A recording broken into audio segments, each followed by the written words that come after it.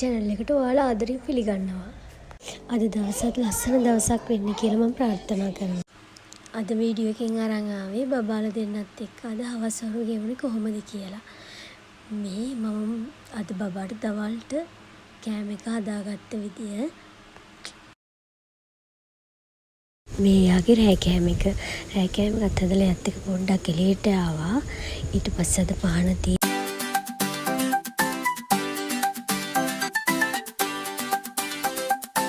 එයාට 6:07 වගේ වෙනකොට කෑම කවනවා. 7:00 වගේ තමයි යාව වොෂ් දම්මන්නේ. මෙන්න මේ බේබි ශිරමි පොඩි වොෂ් එක තමයි යාට පාවිච්චි කරන්නේ. මෙන්න මේ ඩයපර් එක තමයි මම යාට පාවිච්චි කරන්නේ. මේක නම් ගොඩාක් හොඳයි. මේ ඩයපර් එක මේක ඔන්ලයින් මේ පේජ් එකෙන්ම තමයි ගෙන්න ගන්නෙ. මේක නම් ඇත්තටම රෑෂ් එකක්වත් බබාගේ ආවේ නෑ මේ ඩයපර් එකට. බබාට රෑට විතරයි අර ඩයපර් එක අඳන්නේ. අනිත් වෙලාවට මම මේ ක්ලොත් ඩයපර් එක තමයි අඳන්නේ. ඒකත් බබාට ගොඩක් පහසුයි. මේකෙන් මම 5ක් විතර ගෙන තියාගෙන ඉන්නවා.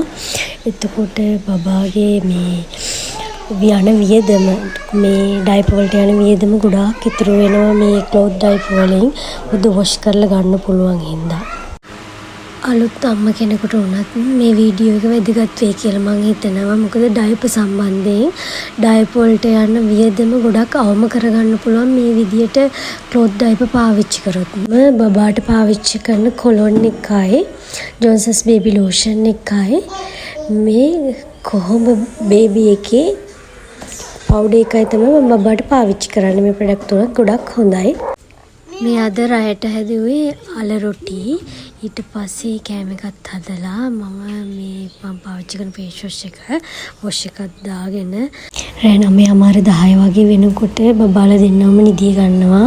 ඊට පස්සේ මම ස්කින් කෙයාර් රූටින් එකක් කරලා තමයි නිදිය ගන්නෙ. බබාලා දෙන්නෙක්ගේ අම්ම කෙනෙක් වුණාට අපි වෙනුනොත් අපි කාලය වෙන් කර ගන්න ඕන.